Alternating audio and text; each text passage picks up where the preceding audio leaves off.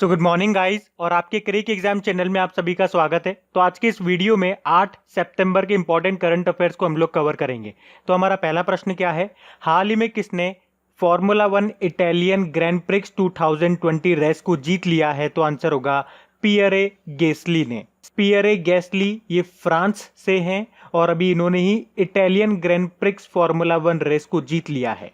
और इनका नाम इसलिए भी इंपॉर्टेंट हो जाता है क्योंकि ये उनकी पहली ग्रैंड प्रिक्स जीत है। अच्छा, ये किस कार कंपनी के ड्राइवर हैं? तो आंसर होगा अल्फा टॉरी होंडा के। अच्छा, कुछ और रेसेस का मैं आपको रिकॉल करा देता हूं जो अभी न्यूज में थी, जैसे कि ऑस्ट्रियन ग्रैंड प्रिक्स वो जीती थी वोल्टेरी बोटास ने। Styrene grand prix Lewis Hamilton ने जीती थी। Hungary grand prix Lewis Hamilton ने जीती थी। फिर ब्रिटिश ग्रैंड प्रिक्स भी लुइस हैमिल्टन ने जीती थी। फिर बेल्जियम ग्रैंड प्रिक्स भी लुइस हैमिल्टन ने जीती थी और एक formula 1 70th anniversary grand prix max Verstappen ने जीती थी। और अब ये इटालियन ग्रैंड प्रिक्स जीत ली है पियरे गैस्ली ने। तो इनका नाम ध्यान रखना। बढ़ते हैं आगे। फिर है हाल ही में द कॉमनवेल्थ ऑफ क्रिकेट नाम की बुक को किसने लिखा है? तो आंसर होगा रामचंद्र गुहा ने। तो इतिहासकार हैं ये रामचंद्र गुहा और इन्होंने ये बुक लिखी है जिसका नाम है द कॉमनवेल्थ ऑफ क्रिकेट और इसे इसी साल नवंबर में रिलीज किया जाएगा। तो इस बुक में खेल के भारतीय पहलू से जुड़ी लगभग सभी बातों का जिक्र होगा। तो किसने लिखा है? रामचंद्र गुहा ने। बाकी वासुदेव जगन्नाथ परांजपे का नाम याद रखो आप। क्रिकेट द्रोणा नाम की बुक को लिखा था इन्होंने अभी। श्री अय्यर ने वो पेंटेड माई लस्ट रेड नाम की बुक लिखा है और डॉक्टर अशोक के वेद गैस्ट्रिक कैंसर नाम की बुक को लिखा इन्होंने। तो इस प्रश्न से रामचंद्र गुहा का नाम आपको याद रखना है जिन्होंने लिखी है कौन सी book? The Commonwealth of Cricket. बढ़ते हैं आगे। और गाइज, अगर वीडियो आपको अच्छा लग रहा है तो प्लीज इसे लाइक करते हुए चलना। देखिए आप लोगों ने अभी लाइक किया है या नहीं किया है। नहीं किया है तो अभी इसको लाइक कर दीजिए, लास्ट तक आप लोग भूल जाओगे मैं कह रहा हूँ। और हाँ, इसे शेयर भी जरूर कर देना अपने दोस्तों के साथ में। और अगर आप में से कोई स्टूडेंट इस चैनल को फर्स्ट टाइम देख रहा है तो आप इस चैनल को सब्सक्राइब कर सकते हैं। सब्सक्राइब करने के बाद में पास में बेल आइकन को जरूर प्रेस कीजिएगा ताकि आगे के आपको नोटिफिकेशन मिलते रहें, ताकि आपसे कोई भी वीडियो मिस न हो। बेल आइकन को प्रेस करना जरूरी है। चलिए बढ़ते हैं आगे। फिर है हाल ही में वोडाफोन आइडिया ने अपना नाम बदल करके क्या कर लिया है? तो आंसर होगा VI। वोडा का V ले लिया और आइडिया का I ले लिया तो बन गया VI। तो अभी वोडाफोन आइडिया कंपनी ने अपना नाम बदलकर VI कर लिया, यह आप याद रखना। और अब इसका जो नया लोगो होगा वो आप स्क्रीन पे देख रहे हो, ये इसका नया लोगो होगा। अच्छा, वोडाफोन आइडिया के MD CEO कौन है? रविंदर टक्कर है। बढ़ते हैं आगे। फिर है हाल ही में society of Indian automobile manufacturers का नया अध्यक्ष किसे चुना गया है? तो आंसर होगा केनिची आयुकावा को। केनिची आयुकावा कौन है? ये मारुति सुजुकी के MD CEO हैं और अभी इन्हीं को 2 सालों के लिए society of Indian automobile manufacturers का नया अध्यक्ष चुना गया है। ये राजन वडेरा का स्थान लेंगे। अच्छा, इन्हीं के साथ एक और नाम याद रखो। अशोक लेलैंड के जो MD CEO हैं विपिन सौंधी, उनको society of Indian automobile manufacturers का नया उपाध्यक्ष वाइस प्रेसिडेंट बनाया गया है। तो society of Indian automobile manufacturers ये भारतीय मोटर वाहन उद्योग का सर्वोच्च निकाय है। बाकी RC भार्गव, ये नाम आपने जरूर सुना होगा। मारुति सुजुकी के चेयरमैन है, ये अध्यक्ष है। और अभी इन्होंने एक बुक भी लिखी थी जिसका नाम है getting competitive practitioners guide for India. बाकी प्रदीप कुमार जोशी UPSC के अध्यक्ष बने और Dilip Oman steel authority of India के अध्यक्ष बने थे। बढ़ते आगे। फिर है हाल ही में नीले आसमान हेतु स्वच्छ वायु का पहला अंतरराष्ट्रीय दिवस कब मनाया गया?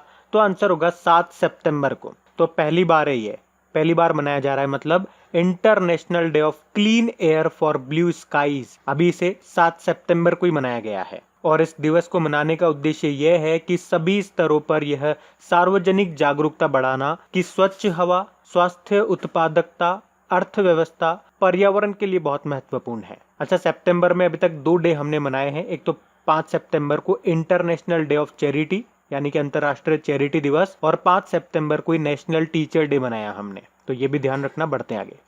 फिर है हाल ही में भारत हाइपरसोनिक टेक्नोलॉजी हासिल करने वाला कौन सा देश बन गया है? तो आंसर होगा चौथा देश। तो भारत ने हाइपरसोनिक टेक्नोलॉजी डिमॉन्स्ट्रेटर देश में तैयार करने में कामयाबी हासिल कर ली है। इसे DRDO ने तैयार किया है और इसका सफल परीक्षण उड़ीसा के APJ अब्दुल कलाम रेंज में किया गया। और इस तरीके से भारत इस तकनीक को हासिल करने वाला दुनिया का चौथा देश बन गया है। इससे पहले 3 कौन से देश इस तकनीक को हासिल कर चुके हैं? तो रशिया, यूएसए और चाइना।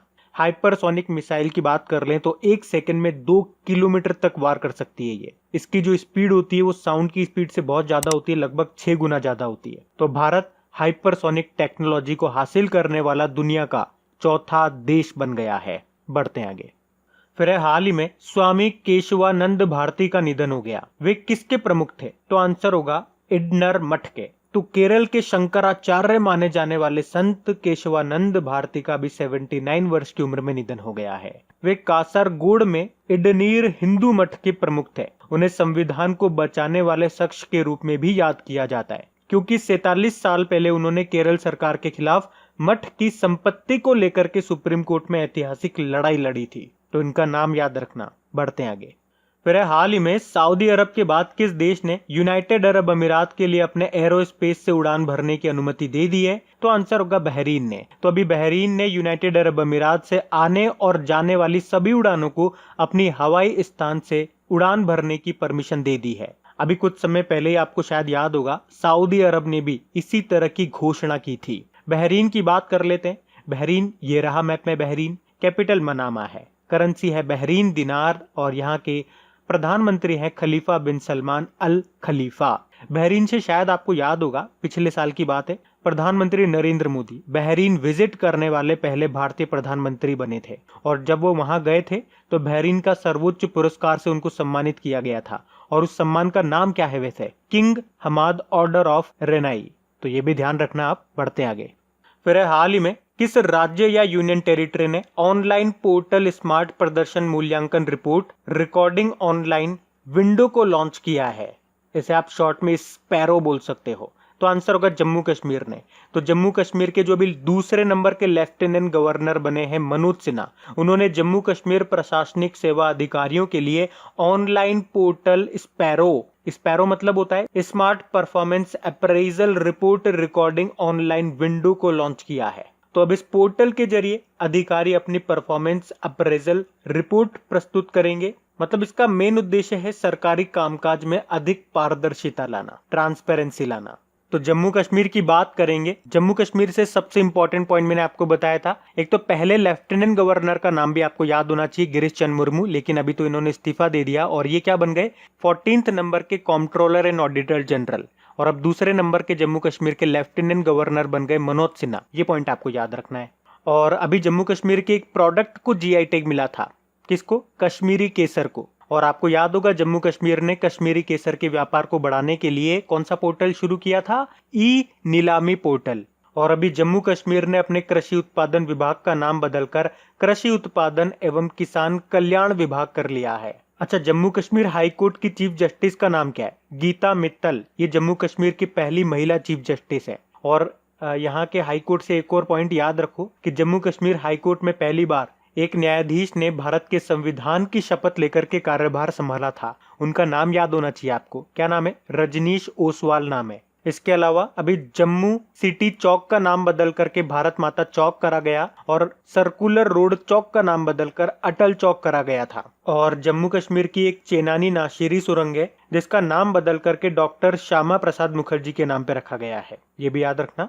इसके अलावा नेशनल पार्क आप याद रख लो, यहाँ से doctor Salim Ali national park मिलेगा आपको यहाँ पे। एक सलीम अली बर्ड सेंचुरी भी आपने सुना होगा, वो आपको मिलेगी गोवा में। बाकी किश्तवाड़ नेशनल पार्क यहाँ पर है, दचिंगम नेशनल पार्क यहाँ पर है और एक Hemis national park most important याद रखो क्योंकि ये पहले जम्मू कश्मीर में ही आता था, लेकिन जब से इसको यूनियन टेरिटरी का दर्जा मिला है अब ये लद्दाख में आता है। तो इतने पॉइंट्स आपको याद रखने जम्मू कश्मीर से कम। बढ़ते हैं आगे।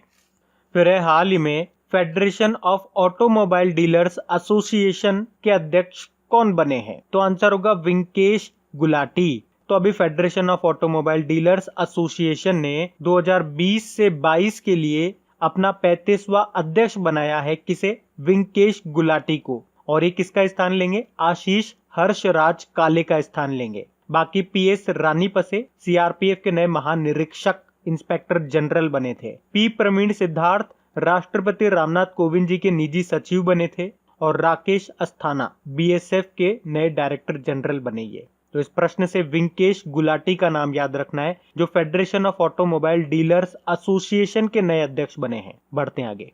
फिर है, हाल ही में किसने product design firm kaleidoscope innovation का अधिग्रहण कर लिया है? तो आंसर होगा इन्फोसिस ने। तो अभी इन्फोसिस ने प्रोडक्ट डिजाइन और डेवलपमेंट फर्म कैलिडोस्कोप इनोवेशन को $42 मिलियन में खरीद लिया है। इन्फोसिस, इसका हेडक्वार्टर मिलेगा आपको बेंगलुरु कर्नाटक में, और इसके सीईओ कौन है? सलिल पारेख। बढ़ते हैं आगे। फिर है, हाल ही में कौन सा देश हिंद प्रशांत क्षेत्र क्लब में शामिल हो गया है? तो आंसर होगा जर्मनी। तो अभी जर्मनी इंडो पैसिफिक क्लब में शामिल हो गया है। तो व्यापार मार्गों को आक्रामक चीन से सुरक्षित रखने के लिए ये कदम उठाया गया है। तो फ्रांस के बाद हिंद प्रशांत क्षेत्र के लिए औपचारिक रणनीति तैयार करने वाला जर्मनी दूसरा देश बना है।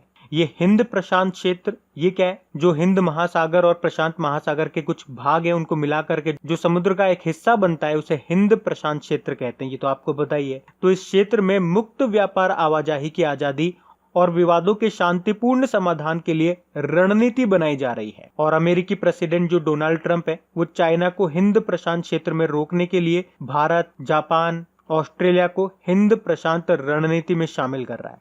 अब बात जर्मनी की है, तो ये रहा मैप में जर्मनी। कैपिटल बर्लिन है, करेंसी है यूरो, और यहाँ की चांसलर है एंजेला मर्केल, प्रेसिडेंट है फ्रैंक वॉल्टर स्टाइनमायर। अच्छा, आपके इंटरनेशनल शूटिंग स्पोर्ट फेडरेशन का हेडक्वार्टर भी तो यहीं पर है, म्यूनिक जर्मनी में। और अभी आपको याद भी होगा, जर्मनी ने कोविड वॉर्न नाम से एक एप्लीकेशन भी लॉन्च किया था। तो अब बात करेंगे कल की वीडियो में पूछे गए प्रश्न के उत्तर की। तो कल की वीडियो में आपसे पूछा था अभी किसे इटली में भारत के अगले राजदूत के रूप में नियुक्त किया गया? तो सही उत्तर होगा डॉक्टर नीना मल्होत्रा। आप सभी ने प्रश्न का बिल्कुल सही उत्तर दिया है। और गाइज, अगर वीडियो को अभी तक आपने लाइक नहीं किया है तो प्लीज एक बार इसे लाइक जरूर कीजिएगा, और अपने दोस्तों के साथ में इसको शेयर करना मत भूलिएगा। कम से कम एक स्टडी ग्रुप में से शेयर कर दिया करो। तो गाइज, इन सभी क्वेश्चंस का क्विज बना करके मैंने एप्लीकेशन पे अपलोड कर दिया है। तो अगर आपने वीडियो बिल्कुल ध्यान से देख लिया है तो वहां जाइए और इन सभी क्वेश्चंस का आप प्रैक्टिस लगा लीजिए, ताकि ये सारे क्वेश्चंस आपको अच्छी तरीके से याद हो जाए। और जो नए स्टूडेंट इसे पहली बार देख रहे हैं, आपको बता दूं कि क्विज में अब रैंकिंग फीचर भी ऐड हो चुका है। तो अगर आप कम समय में ज्यादा से ज्यादा क्वेश्चन राइट करते हो तो आपका नाम आपके फोटो के साथ टॉप 10 स्टूडेंट्स में आपको दिखाई देगा। आपको ही नहीं, जितने भी लोग क्विज लगाएंगे उन सबको दिखाई देगा कुछ इस तरीके से, ताकि आपको भी एक अंदर से मोटिवेशन मिल सके कि आपको भी यहां तक पहुंचना है, ताकि सब लोग आपको टॉप 10 में देख सकें। और वैसे भी आप तो आपके इन करंट अफेयर्स का रिवीजन करवाने के लिए मैं इसका ऑडियो भी तैयार कर रहा हूं। तो दिन में 4 से 5 मिनट निकाल करके वो आप ऑडियो सुन लीजिए, ताकि आपका इन करंट अफेयर्स का फिर से रिवीजन हो जाए। क्योंकि आपको पता है चीजों को पढ़ना इंपॉर्टेंट है, लेकिन समय समय पर उनका रिवीजन करना बहुत ज्यादा जरूरी है। रिवीजन नहीं करोगे तो वो सारी चीजें आप भूल जाओगे। तो आप ही के लिए मैं इसका रिवीजन ऑडियो तैयार कर रहा हूँ। तो उस ऑडियो का लिंक मैंने नीचे डिस्क्रिप्शन में दे दिया है, वहां जाकर के आप मुझे फॉलो कर लीजिए। और फॉलो करने के बाद में पास में जो बेल आइकन आएगा आप उसे जरूर दबा लेना, ताकि जब भी मैं ऑडियो अपलोड करूं उसका नोटिफिकेशन आपको मिल सके। और एप्लीकेशन अगर अभी तक आपने डाउनलोड नहीं किए तो उसका लिंक भी आपको नीचे मिल जाएगा। वहीं पे आपको क्विज, वीडियो, पीडीएफ सब मिल जाएंगे। तो इस प्रश्न का उत्तर आता है तो कमेंट बॉक्स में जरूर टाइप करिए। चलिए अब मिलते हैं करंट अफेयर्स के रिवीजन वीडियो में। Thank you guys.